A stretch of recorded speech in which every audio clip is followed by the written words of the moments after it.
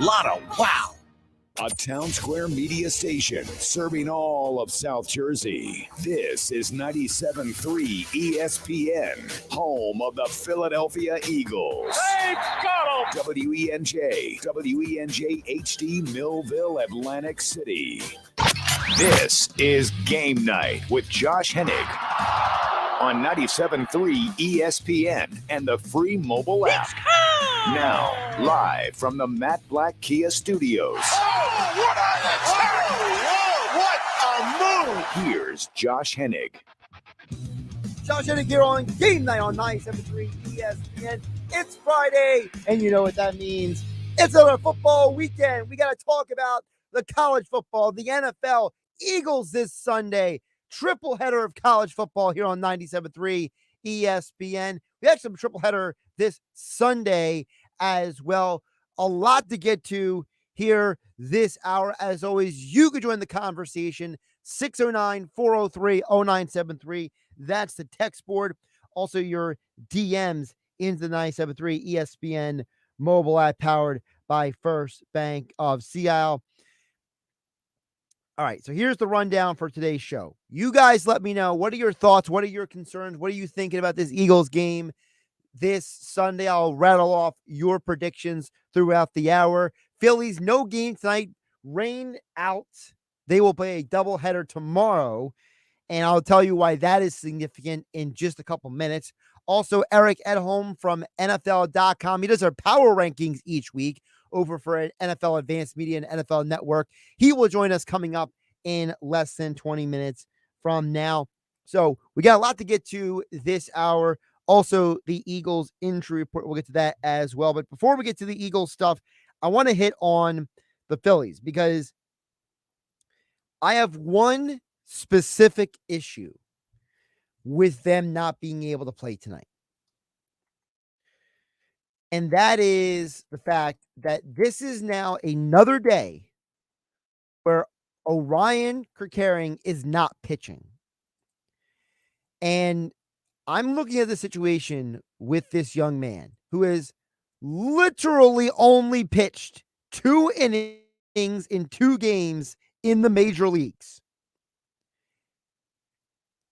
This is completely unprecedented that we are potentially asking a guy, okay, who's 22 years old.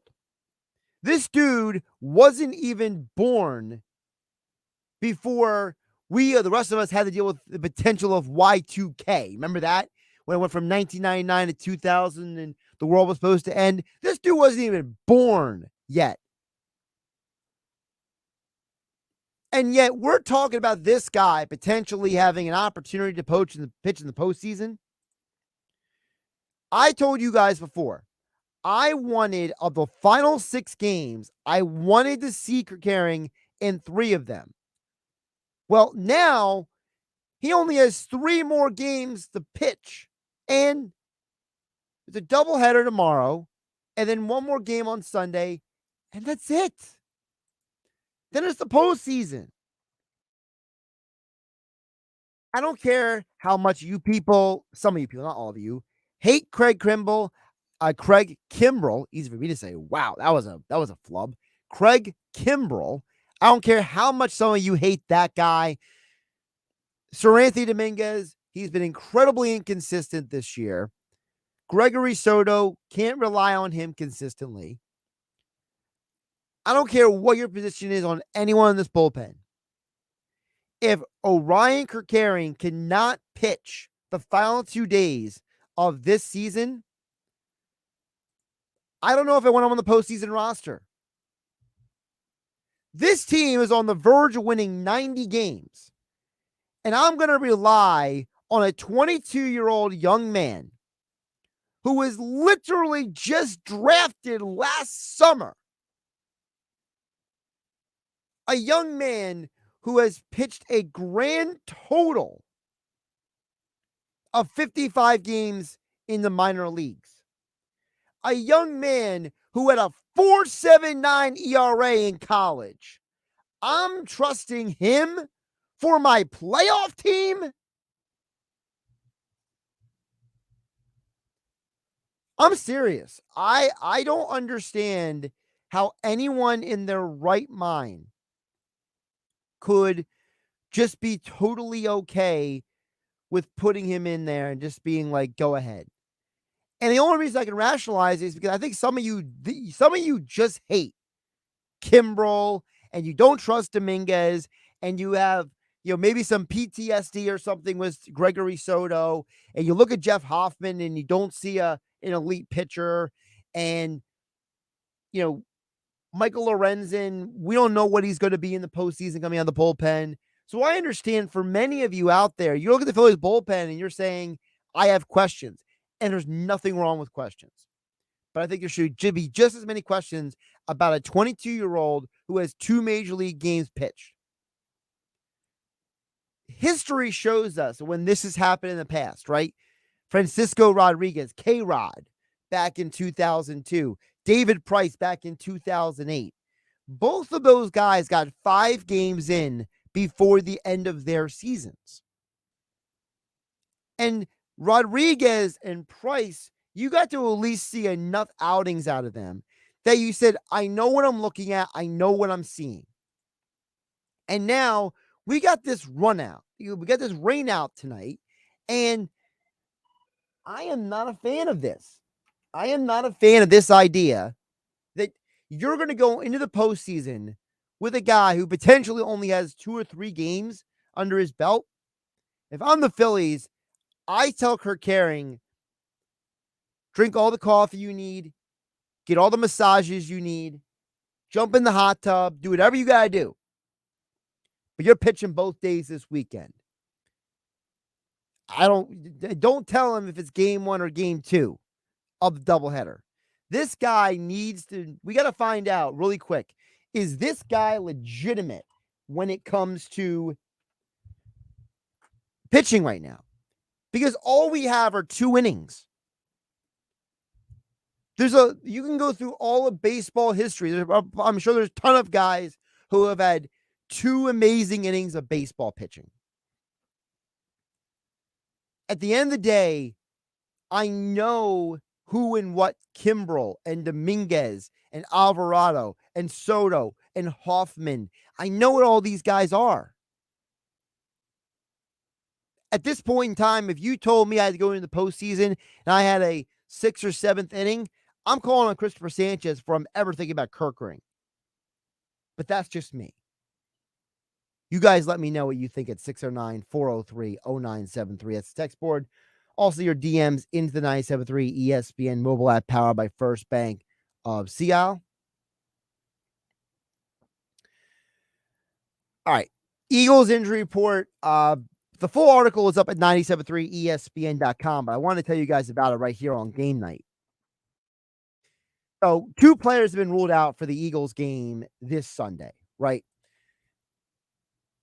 And one of them I'm not overly concerned about, but the second one I am. The first one I'm not overly concerned about Quez Watkins not playing this Sunday. I do have some reservations about why he keeps having this lingering hamstring issue. Remember, this is the same hamstring that kept him out of the majority of training camp last month. He wasn't available for any of the preseason games. Remember, it was a hamstring issue. And now he's missed 2 straight games with a hamstring issue. So I am a little concerned about this lingering problem, right? This lingering predicament that he has. But to me, the bigger question is Sidney Brown, because the Eagles went into this season trying to fill different voids on the roster. And they were very much committed to the 4 safety model. Edmonds and Evans are the veterans. Blankenship was one of the starters, and Sidney Brown would be developing. And Sidney Brown has become a key depth player for this team, more than because he's become a special teams contributor, more than he is one of the backups of safety. But you're losing a depth piece in that if anyone goes down in the secondary, where do you go? Technically, the backup slot corner last week was Justin Evans. Well, Justin Evans is questionable for Sunday's game with a neck issue. So you've already ruled out Sidney Brown. And now you're going into this weekend and you're wondering, well, what happens if Justin Evans can't play? Brown's already not out there. And I have serious concerns about what happens if somebody gets injured. I think it's absolutely the unknown we are facing right now. We are facing the unknown of what it means for the Eagles if something happens, if another injury happens. And it doesn't matter if it's a short or long-term injury. What matters is what do they do? Now, I don't think that who plays safety is going to make or break this game on Sunday, but I do think it could have an impact because guess who's available to play? Logan Thomas. He has been cleared from concussion protocol. And we know that the Eagles are a team that is susceptible to tight end play. You saw it week 1 against the Patriots, and then week 2 again against the Vikings. And if the Buccaneers didn't have Cade Otton out there, maybe they would have had an issue on Monday Night Football as well. So for me, I'm going to keep a close eye on the safety position heading into this game. Because one of the keys to this game for the Eagles to win is don't let Washington have any hope. You know, I'm watching Thursday Night Football last night, and it was so obvious that the Lions defense stole the soul of the Packers offensive ball players. It was utterly insane how the Lions completely demoralized them and dominated them. And while the final score doesn't look like what I'm describing, a lot of those points were gained in garbage time. That was not a competitive game last night. Not at all. The Lions came out there and just pulverized the Packers. And listen, I told you guys last night, take a 2.5. I thought the Lions were going to win the game, but I thought it was going to be a 3 to 10 point game. I didn't think it was going to be a 14-point win and a game at halftime where it was 27-3. They were completely dominating them in Lambeau Field. And that's what I want to see the Eagles do on Sunday. You got to take whatever Washington gives you and knock them back on their rear. You got to put them on the ground. You got to keep, what's the thing, hit them hard, hit them low, and hit them hard. And if they get up, back up, hit them again. That old movie. It's the idea that you got to let Washington know this is our house. We don't care if it's Sam Howell or whoever's the quarterback for Washington. We don't care if it's Ron Rivera on the other sideline. We don't care that Eric Bieniemy is the offensive coordinator. We are here to dictate the terms of engagement. And you cannot let Washington have any hope in this game. Because the moment you give a team hope, they think they can win the game. And it's something that we saw last weekend in the NFL. The reason why the Ravens lost to the Colts wasn't just because they were missing 5 starters. It was because of the reality that they let the Colts hang around and hang around. And so the Cowboys, they let the Cardinals hang around and hang around. And eventually, the team that was hanging around said, we got a shot to win this game. We can win this game. Let's go. Don't let Washington have hope. You got to put this game out of reach early on. I don't care if you score 0 points in the fourth quarter on Sunday if you're the Eagles. I want to see this team up 24-7, 30-6, something like that heading into the fourth quarter. Run the ball out. Put Washington out of their misery. That's one of my keys for the Eagles this Sunday. Merrill Reese, Mike Quick on the call here in your home for Eagles football in South Jersey, 97.3 ESPN. Coverage begins at 12 p.m. It's a pregame show following Billy Schweim and the locker room here on 97.3 ESPN this Sunday. I'm Josh Hennig hanging out with you on a Friday night on Game Night on 97.3 ESPN. Coming up next, Eric Edhom covers the NFL. He writes for NFL.com does our power rankings each and every week. We'll get his thoughts on NFL Week 4 next on 97.3 ESPN. This is the radio home for Philadelphia Eagles football. It's Week 4, and the Eagles are back home hosting their NFC East rivals, the Washington Commanders. He is in. Touchdown, Eagles. Hurts. Pre-game coverage begins this Sunday at noon. Merrill and Mike call all the action starting at 1 p.m. This is South Jersey's official home for Philadelphia Eagles football. 97.3 ESPN, South Jersey's Eagles station. Brought to you by Ocean Casino. Get your game on at the Gallery Bar Booking Games at Ocean Casino this football season. GMS Law. Make the right call. Boardwalk Honda. Shop our lineup of new pre-owned and certified pre-owned Hondas online at boardwalkhonda.com. The Fan Zone at Sun Valley Pools. Unique fan gear and gifts for every fan of every team. Cape Regional Hospital. Your healthcare partner for a healthier life in Cape May County. Jersey Shore Federal Credit Union. Choose better banking. And South Jersey Gas. 97.3 ESPN FM is your official home in South Jersey for Eagles football. New Jersey might be small, but there's a lot of wow packed into this little state. Beach wows, mountain wows, and show-stopping wows. Find your wow at visitnj.org. New Jersey, little state, lot of wow. My dad has a cold, but also has high blood pressure. That's why I got him Vicks DayQuil High Blood Pressure for max strength daytime relief. Unlike some ordinary cold medicines, it's specially formulated for people like my dad. DayQuil High Blood Pressure is sugar-free, alcohol-free, and decongestant-free. Vicks DayQuil High Blood Pressure. The daytime, non-drowsy, coughing, aching, fever, sore throat, cold, and flu for people with high blood pressure. Like my dad. Medicine. Use as directed. This place is known for its extraordinary financial services since 1902. Motion First Bank? The answer is Ocean First Bank. Ocean First, where everyone goes home a winner with access to personal and business banking services. Now get 5.25% APY when you open a 6-month CD with at least $10,000 of new money to Ocean First. Learn more. Open yours with a local branch or at oceanfirst.com. Restrictions apply. Equal housing lender, equal opportunity lender, member FDIC. Finding great candidates to hire can be like, well, trying to find a needle in a haystack. Sure, you can post your job to some job board, but then all you can do is hope the right person comes along, which is why you should try ZipRecruiter for free at ziprecruiter.com/free. ZipRecruiter doesn't depend on candidates finding you. Its powerful technology identifies people with the right experience and actively invites them to apply to your job. You get qualified candidates fast. So while other companies might deliver a lot of hay, ZipRecruiter finds you what you're looking for.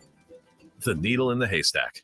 4 out of 5 employers who post a job on ZipRecruiter get a quality candidate through the site within the first day. ZipRecruiter, the smartest way to hire. And right now, you can try ZipRecruiter for free. That's right, free. Just go to this exclusive web address, ziprecruiter.com/free. That's ziprecruiter.com/free. ZipRecruiter.com/free. At Bet365, we don't do ordinary. We believe that every sport should be epic.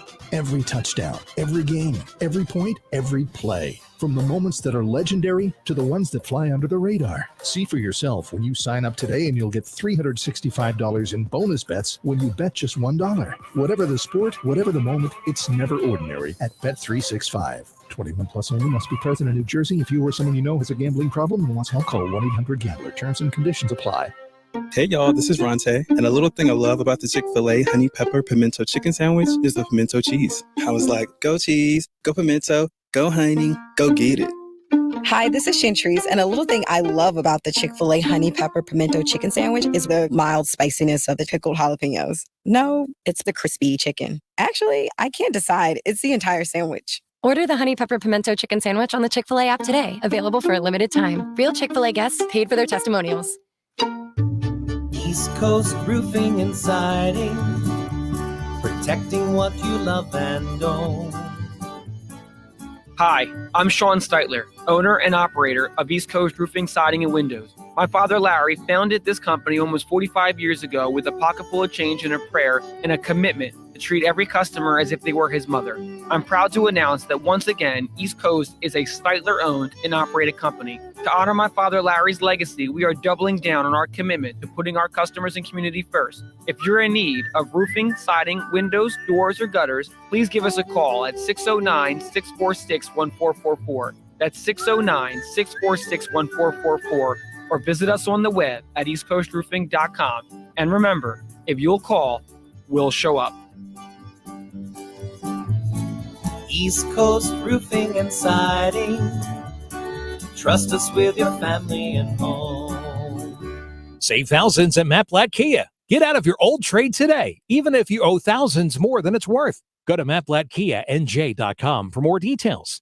That's mattblattkianj.com. It's gotta be a Matt Blatt Kia. You're listening to Game Night with Josh Hennig, 97.3 ES and the free mobile app. Don't forget, Football Fridays here on 97.3 ESPN are brought to you by Jenkins & Sons, the proud sponsors of Game Night with yours truly, Josh Hennig, here on 97.3 ESPN. No need to call the drain guy, the heater guy, the plumbing guy. Just call 609-641-6440. I mean, this weather here in South Jersey can't make up its mind. I feel like we don't even know what is the season we're in anymore. So whether it warms up again this weekend like it's supposed to, or it cools down again a couple weeks, your air system is probably going to need a checkup. So call Jenkins, get it looked at, and find out how they can save you money on your utility bills. At Jenkins at 609-641-6440. Visit them online at jenkinsandsons.com.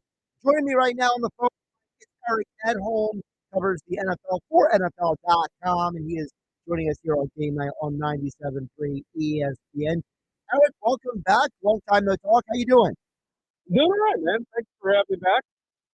I appreciate you jumping on. I want to start with last night because I was saying before you came on, it was like the Lions stole the soul of the Packers last night.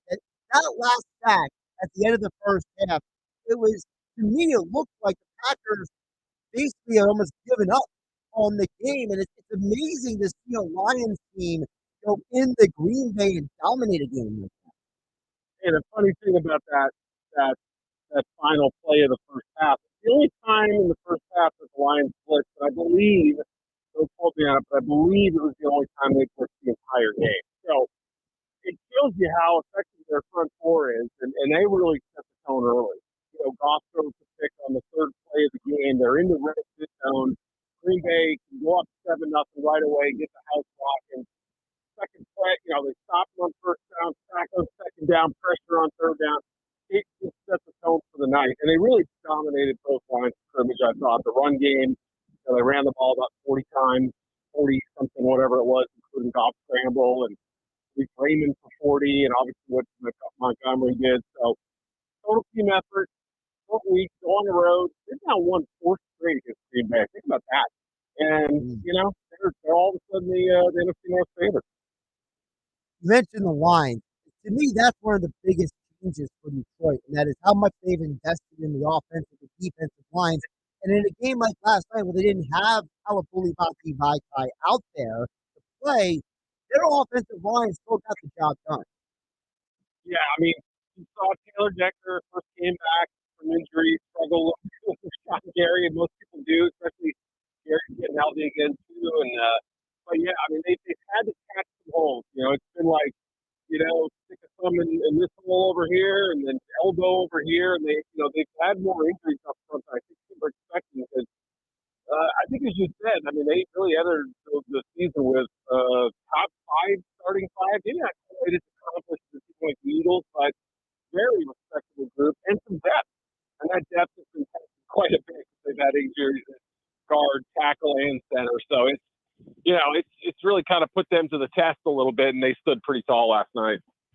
Now, every week, Eric, you do those power rankings at NFL.com. So I want to ask you a different version of rankings, and that is, where does Aiden Hutchinson rank for you among these elite defensive players? Because I know everyone talks about Micah Parsons and TJ Watt, and some people talk about Myles Garrett, but Hutchinson looks just as good as all those guys right now. Yeah, I mean, it's funny you say that too. About 2 hours ago, I was texting with a personnel guy on the college side, and you know, we had talked a little bit at the time when the Jaguars were deciding whether it was going to be Hutchinson or Trayvon Walker. They go with Walker. Hutchinson, almost preordained, stays in the state of Michigan where he went to high school and college. And yeah, I mean, it's been fortunate, right? Obviously, I think everybody going into about March 30th of that draft year thought it's definitely going to be the Hutchinson 2, and then we'll figure out, or 1, and then we'll figure out who goes 2. And he's played up to the level of what you'd expect a top 3 overall pick for a defensive lineman, right? Nick Bosa went there. Myles Garrett, as you mentioned, went there.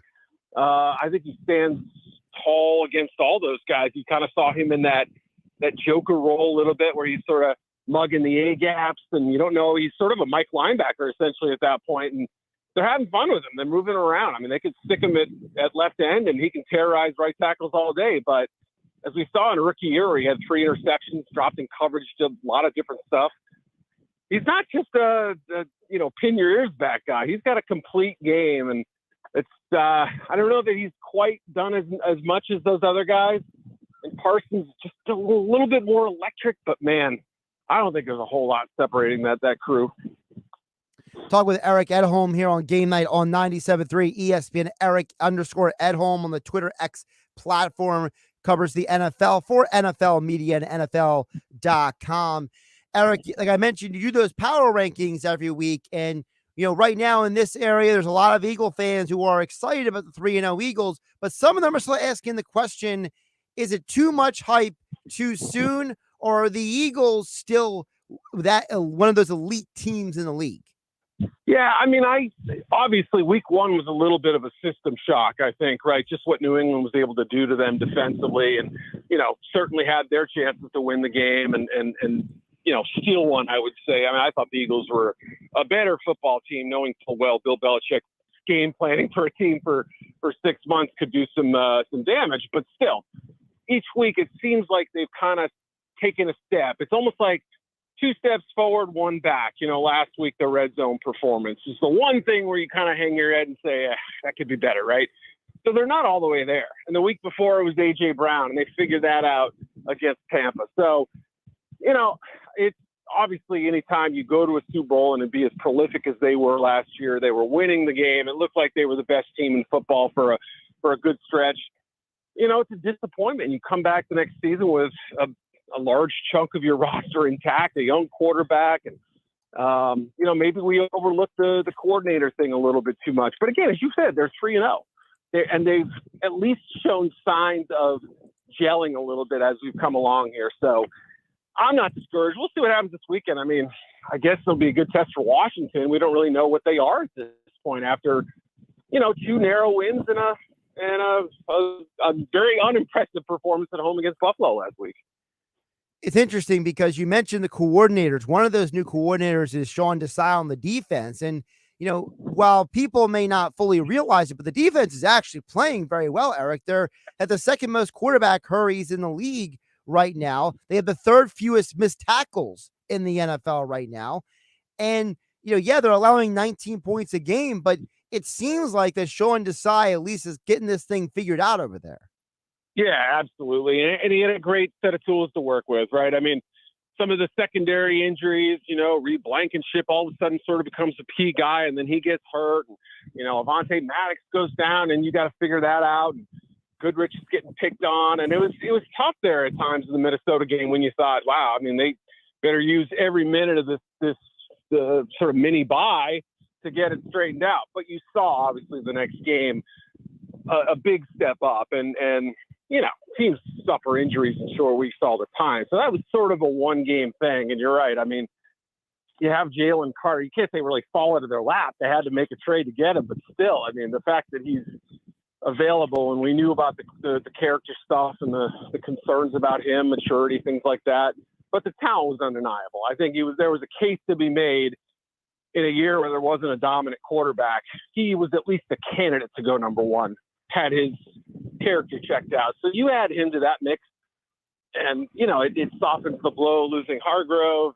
And obviously you can kind of keep Fletcher Cox on a pitch count if you want. You don't have to dig deep into your arsenal at end. And I don't know. They just have so many options up front. That group really, obviously, I think, sets the tone for that defense. But you're right. It's not just a matter of, I mean, Sean Desai's got to make the calls and put his team in the best spots to win. And I haven't seen anything glaring at all. When you think about the Eagles, where they stand right now, it's obviously them and the 49ers. They're the two top dogs in the NFC. You know, if you had to just do kind of like almost like a face-off between those two, you know, who really has the edge early on in the year if those two teams are destined to play again in the NFC Championship? Yeah, I mean, I think I have the Niners at 2 and the Eagles at 4, I believe, in my rankings. KC at 3, I think, and Miami went all the way to 1. So, I mean, what I'm essentially saying is, although we know it can't work in every single case, but I'm saying if they played on a neutral field, I think San Francisco would probably win by a field goal or whatever. You know, it would be a close game, and there's not really much separating that top group. Now, Miami might be in its own category for now until people figure out that speed a little bit, but, you know, that second tier, if you will. And I might even throw Dallas in there. They had a rough game last week. I'm not ready to toss them to the side. I still think they're on the same kind of level as those teams as well, Kansas City and San Francisco and Philly. So, yeah, I mean, I think right now, the fact that they've been so prolific offensively, they haven't seen a drop-off defensively. They lost to Miko Ryans. I might just have them a notch ahead, but man, it's a long season, and we know what happened obviously last year. And you know, they have the better quarterback too. That matters. So it can, you know, come down to 1 or 2 plays or something like that. You mentioned it's early in the year, but there are a lot of people scratching their heads, and a lot of people who lost their survival pools last week with the Cowboys losing to Arizona. I mean, was that a fluke, or could that potentially be a sign of something else going on here? Well, first of all, credit to the Cardinals. And I know that people are probably going, yeah, right. Okay, they're not that good. If you haven't seen them, they're actually kind of fun. For a team that is lacking talent, Drew Petzing, their offensive coordinator, has really dialed up some creative stuff, especially in the run game, moving Rondale Moore all around. You know, obviously Josh Dobbs, they get him and they just plug him in, and it's working. And it's really impressive so far. Dobbs has been smart with his passes. The offensive line hasn't been overwhelmed. The run game's pretty beefy. So, like, they do a nice job. They really threw the kitchen sink at Washington week 1. You know, week 2, you saw them kind of build this massive lead against the Giants with some fun stuff. And then last week, the read option just took it to Dallas. So I think Dallas walked in there with their chest puffed out a little bit. And you outscore your opponents by 60 points in 2 games. You may have the right to do that. I don't know. But clearly they were not prepared for the option run game. And that was it just had them on skates all the first half. The second half, they dominated, but they couldn't get in the end zone. Dak had the pick, and, you know, it was just like they kept stalling just shy of the end zone. Is it a cause for concern? Absolutely. I mean, I said at the beginning of the year, the reason I thought they had a chance to win a Super Bowl is that they're, middle of the road, maybe slightly above average offense, and a pretty darn good defense. But last week was pretty humbling, and that's until they show they can stop that kind of attack, everyone's going to use it against them, and that'll determine whether they really are an elite defense or a very good one. Couple more for Eric Edhom, covers the NFL for NFL Media, does the power rankings at NFL.com each and every week. Eric, how far do the Vikings have to fall before they are seriously thinking about moving from Kirk Cousins? Because right now they're 0-3, and I feel like every Jets fan that I know, Eric, is like, please trade for Kirk Cousins. Please. Yeah, that's an interesting one. And that might be, it's hard to say, but I think that might be like the one possibility, because he's got the no trade clause and he can say, no, thank you. I'll just waltz, I'll spend the rest of the season here and then I'll go into free. His contract voids at the end of the year. Obviously everyone's been talking about it for years now, but yeah, I mean, they're not trading Justin Jefferson. I know there was some people throwing that out there as a possibility. Won't happen. They're going to sign him to a mega extension, this is coming summer, spring, whatever. So more likely they're going to be looking to trade guys like Daniil Hunter or, some of the other pieces on that team that are a little more expendable. I wonder if Cousins would even want to go to the Jets. I don't know. I mean, obviously, if you're 1-6 or something like that, it's going to sound pretty good. If the Jets have kind of pulled themselves into the race, or at least kept competitive a little bit, it's tough to say. I wouldn't put a high percentage on it at all, but maybe you could say, hey, we got to do something here, and we know Kirk's going to move on, and we think Aaron Rodgers is going to come back, and we'll worry about Zach Wilson at another time. When you think about the teams that are having a rough start to the year, is there a team that you look at and you say, listen, I don't care who I talk to, everyone in the league thought this team was going to be better? Who is that? Denver. I mean, now they lose their first 2 games by 1 or 2 points. And I think the thinking was, especially with all the bold talk that Sean was doing, it was either one of 2 things. Either he was trying to cover himself, or he was trying to just say, like, man, we uncovered some things that happened here last year, stuff that we'd never seen before, and we thought it hindered a lot of people's progress. So more likely the former is an option in that scenario there. But, you're still looking, you say, they went out and spent a little money in free agency. They have the 6th most expensive defense by dollars spent. They have Russell Wilson, who's actually played pretty well this year. I mean, he hasn't been horrible, but you notice Peyton has been really tight-lipped as far as praise goes. And, he's measuring everything right now and checking twice. But last week was such a shock, I think, to them. It's easy to say, all right, Vance Joseph, we're going to fire you, move on and get somebody else. But man, that says a little something about a team when you lose that badly, they didn't get humiliated like that. So could they still pull out of this and be a sort of a 500 team? Yeah. But there were people out there who thought the Broncos could be a sneaky playoff type team this year. He's Eric Edhom. Follow him on the Twitter X platform at Eric_Edhom. Also, check out the NFL Power Rankings podcast with him and Andrew Siciliano each and every week. And he joined us here talking NFL on Game Night on 97.3 ESPN. Eric, appreciate you jumping on today. Thank you for the fine plug there. I appreciate it. We'll talk to you soon, man. Absolutely. Anytime. And, I love what he said there about Sean Payton, because he's right. Sean Payton was talking a big game. Like, Sean Payton was the guy who was out there telling everybody who wanted to listen, we're going to come in here, we're going to change things, we're going to do this, we're going to do that. And it looks like the Broncos are way worse than anyone expected. It's an incredible example of how, in the world of sports, we as sports fans, football fans, analysts, me behind a microphone. I mean, Eric's been covering the NFL for basically 2 decades at this point, before he ever got to NFL media. So, when you talk to people who cover the league and everyone is in unison and says the Broncos could be a sneaky playoff team, and they look as bad as they have to start this year, it's incredible testament that something is way wrong, more wrong, I should say, much more wrong going on in Denver than any of us realized. And I have trouble believing it's just Russell Wilson, because I think Russell Wilson has become an easy target. I heard somebody else say this, and I wish I could remember who said it. I would give them credit, but I heard someone else bring up this point.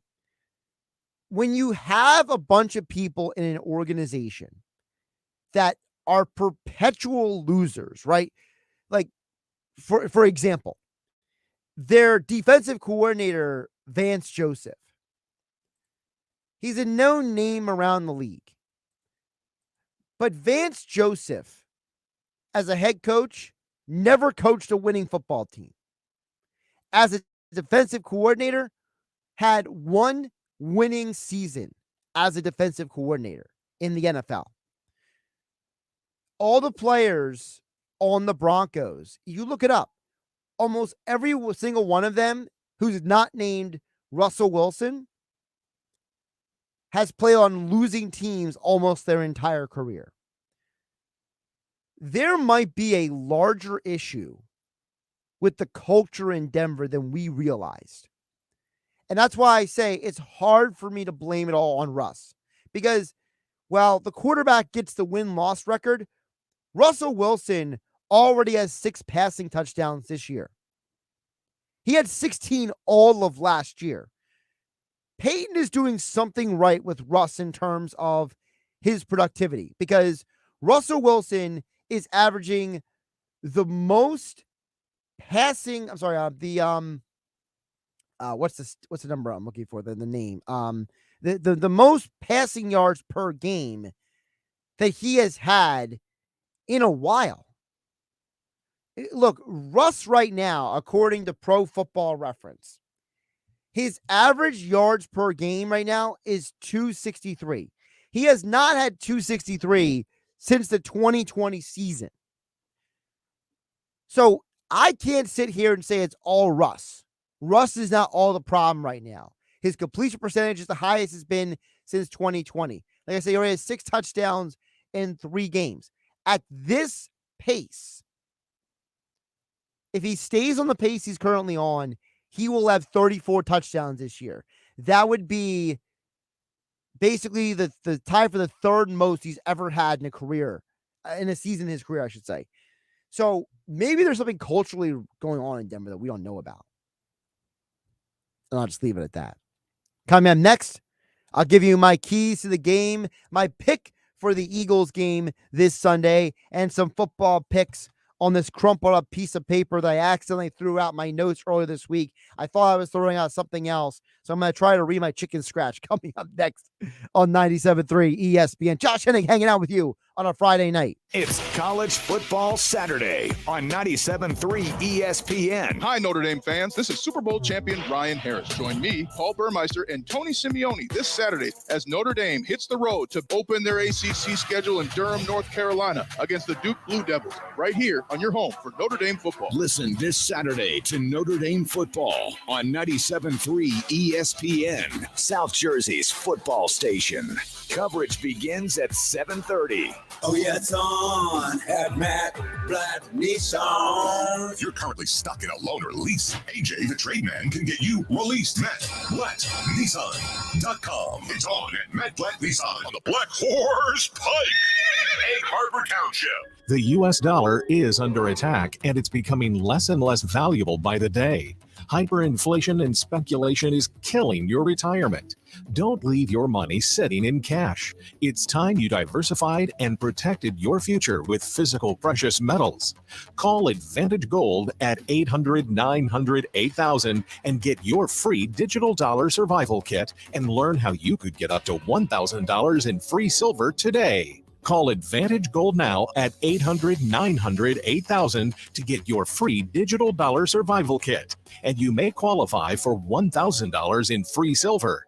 Advantage Gold is the #1 rated gold and silver company in America. Your future is precious. Protect it today when you call Advantage Gold. Call 800-900-8000 now. Advantage Gold is not an investment advisor or a tax advisor. Check with your financial advisor before investing. That's 800-900-8000. Hey, if you're thinking about getting the latest iPhone, check this out. With Boost Infinite, you get the latest iPhone every year and unlimited wireless for just $60 a month. Yeah, you get the new titanium iPhone 15 Pro that was just announced. Then again, next year, you get the latest iPhone every year. Boost Infinite, infinitely better. To learn more, pick up your phone, dial #250 and say Boost Infinite. That's #250 and say Boost Infinite. Terms apply. After 30 gigabytes, service may be slow. Receive a comparable iPhone model each year with acceptable trade-in every year. Requires credit qualification and 36-month loan financing agreement. You'll have the option to receive a one-time auto-dial text message from iHeartMedia. When my daughter gets a cold, I have a secret weapon. DayQuil Kids Berry from Vicks. DayQuil Kids is specially formulated to treat kids' most bothersome cold and cough symptoms quickly. And the best part is that DayQuil Kids Berry tastes really great.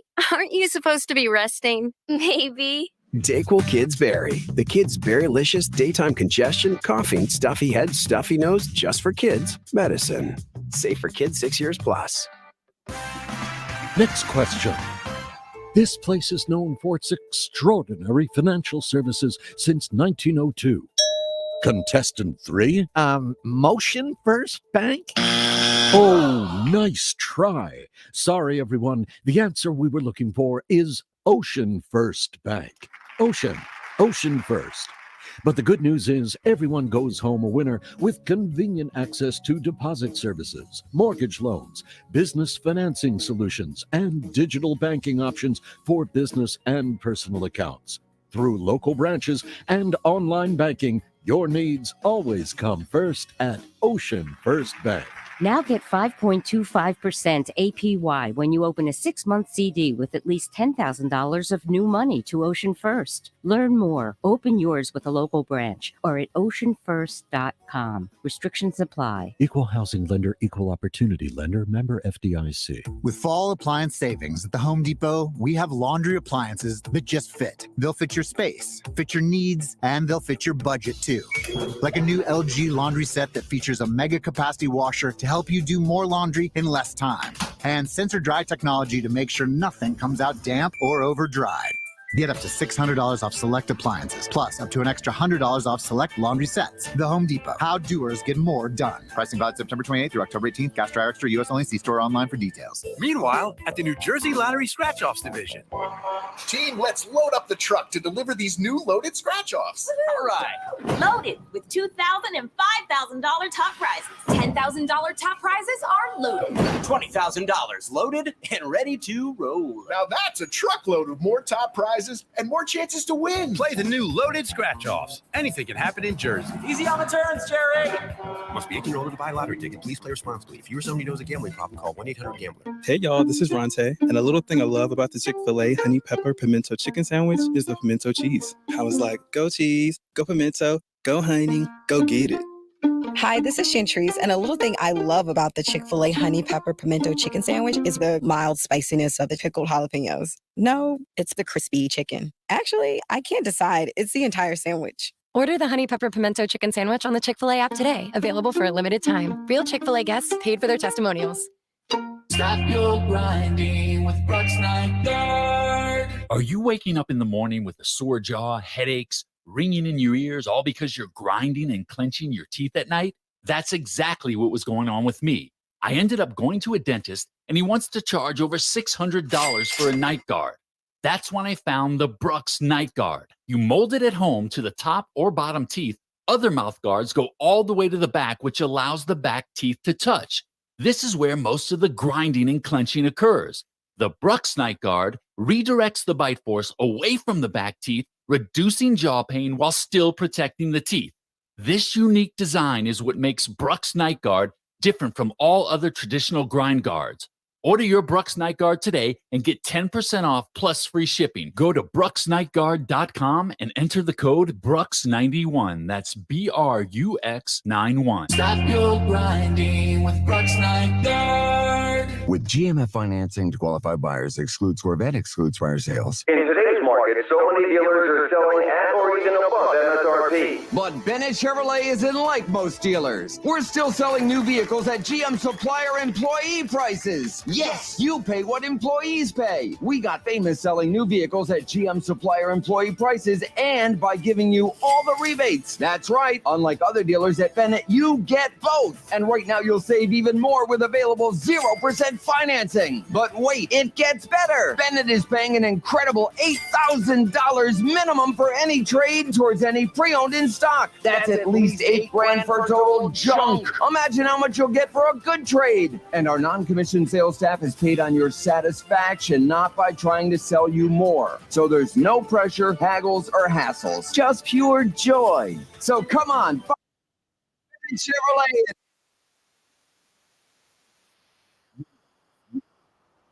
With Josh Hennig on 97.3 ESPN and the free mobile app. Coming up today on 97.3 ESPN, the final Flyers preseason game. Your home for the Eagles and Sixers as the NFL in South Jersey, 97.3 ESPN. Flyers coming up at 7, followed by the Diamondbacks trying to clinch the playoffs. If Diamondbacks win tonight, they could be the matchup for the Phillies in the second round of the playoffs. And for that today on 97.3 ESPN. Of course, we have a massive college football triple header tomorrow. The Eagles play on Sunday, all coming up here on 97.3 ESPN. On the DM on the show, Michael Bradley chimes in, says 49ers will win the Super Bowl this year. Screenshot this. All right, well, I'll screenshot it like personally, Michael, but this is still a radio show, so the majority of the people who are listening to the show have no idea what a screenshot of this will look like. But if anybody cares, I'm wearing an Eagles shirt right now, so it tells you what I think. No, but seriously, look, if the 49ers win the championship this year, I'm not going to be surprised, Michael, or any other 49ers fan. The 49ers, that's why I just went out at home. The 49ers and the Eagles are probably going to be going blow for blow in the NFC Championship game. And the winner of that game is probably going to be the team that hosts that game. So that means whoever has the 1 seed is probably going to be the team that wins in that matchup. So if the Eagles finish the year 12-5 and the Niners finish 13-4, then the Niners have to be favored in the NFC Championship game because they'll have home field advantage.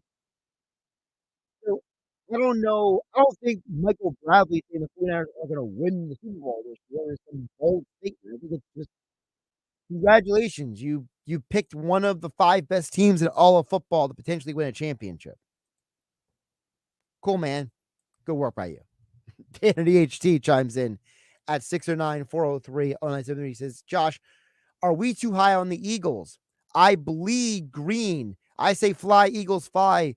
Though, Josh, I say let's slow down and realize it's week 4 is all I'm saying. That's from Dan in EHT.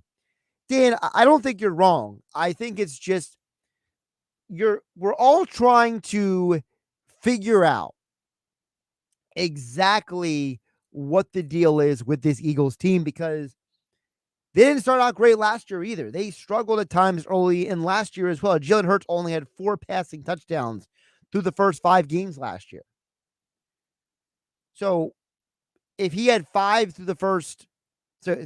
touchdowns through the first 5 games last year, and then he had 18 passing touchdowns the rest of the regular season, well, that probably means that this is maybe just part of who they are, Dan EHT. So I don't know if it's about being too high on the Eagles or slowing down. I think that there is a lot of good and bad to measure. I just think that for me, at least, I look at the Eagles going into this game with Washington, and I see an Eagles team that is better in everything than Washington. And that's why, for me, my other key to the Eagles game, I told you the first key earlier in the show was the Eagles got to get out ahead of Washington early and steal their will to fight.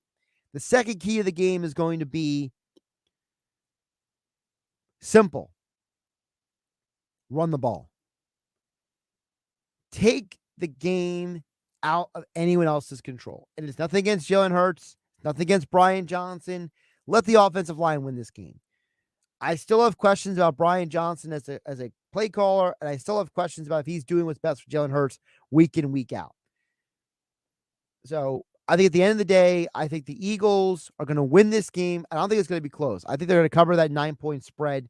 I think the Eagles win something like 20-8. I think they're going to win that kind of game. I think it's going to be lopsided.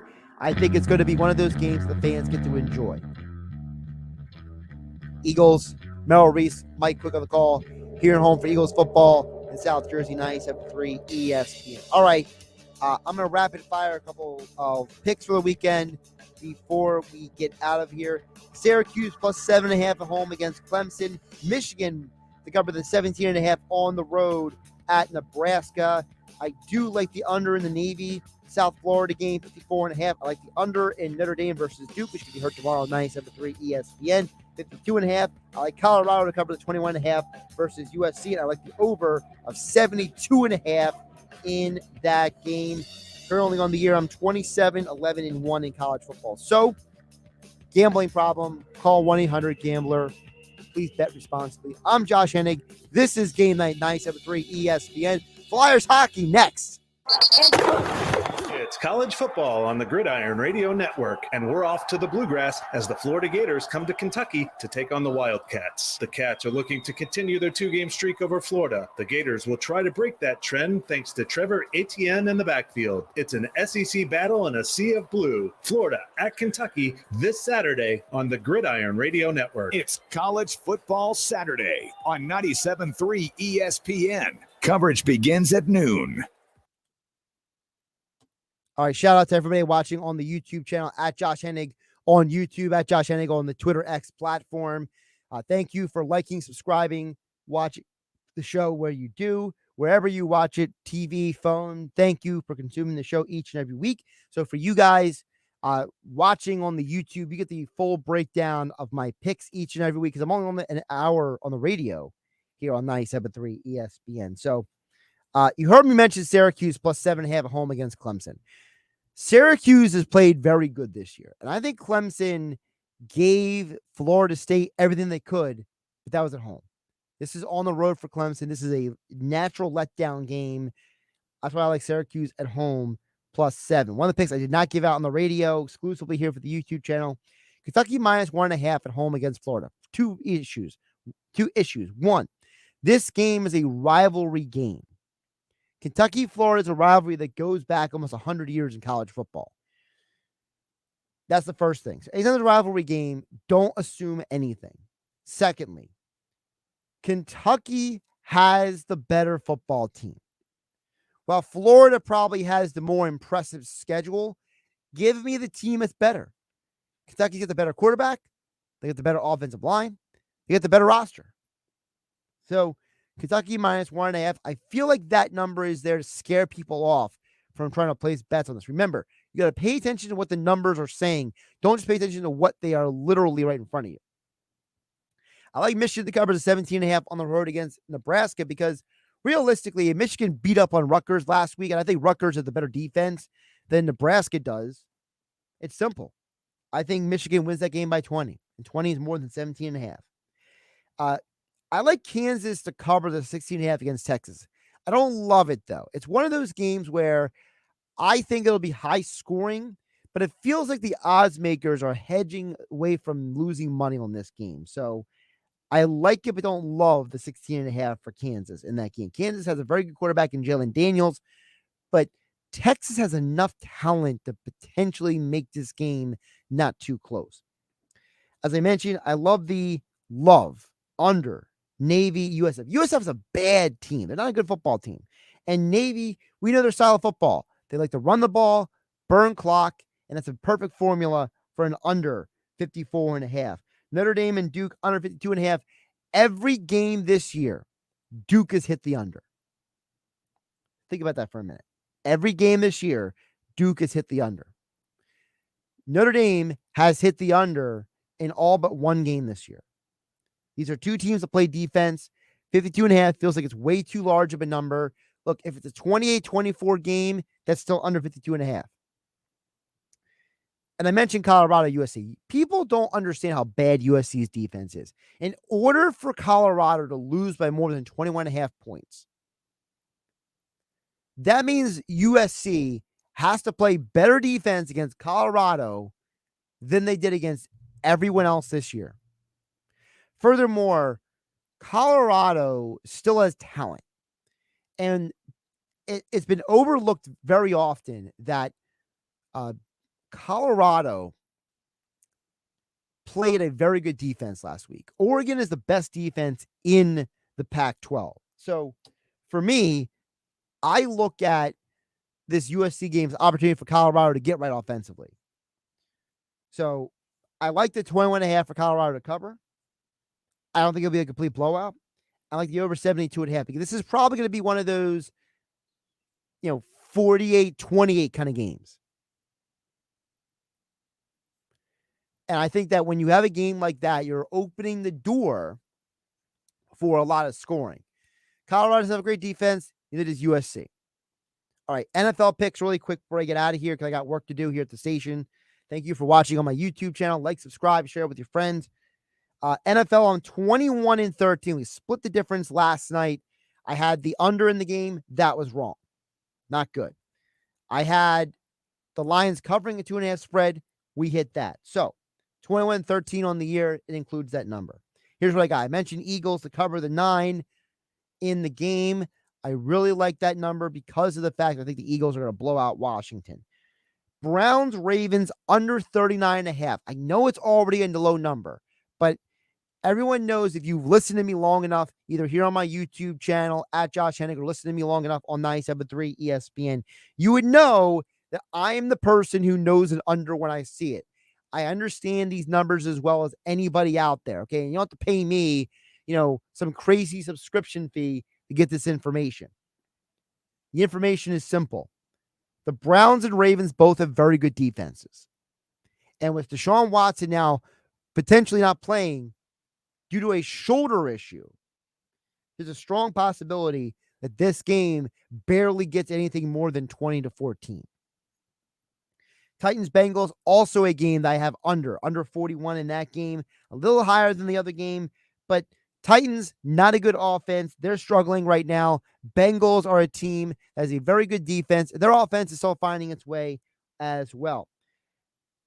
I like the Rams to win outright in Indy. I don't understand the fascination with Indianapolis right now. I think it's overlooked that the Ravens allowed the Colts to stay in a game on a rainy day in Baltimore when it was sloppy. And I think that was a huge reason why that game went the way it did. I don't think that it's fully understood that the reason why that game was the way it was because Baltimore allowed it to be that way. So for me, that's what I'm looking at. I'm looking at a game in which the Colts won a game that they shouldn't have. Their record is not who they are right now. And I think the Rams are a better football team. I like Kansas City and the Jets under 41.5. I think Kansas City's defense is playing at a high level right now. I think the Jets only have a defense. They don't have an offense. This is probably one of those games where Kansas City wins, like 21-6 kind of game. Finally, one of my favorite picks of the week is Cowboys Patriots under 43.5.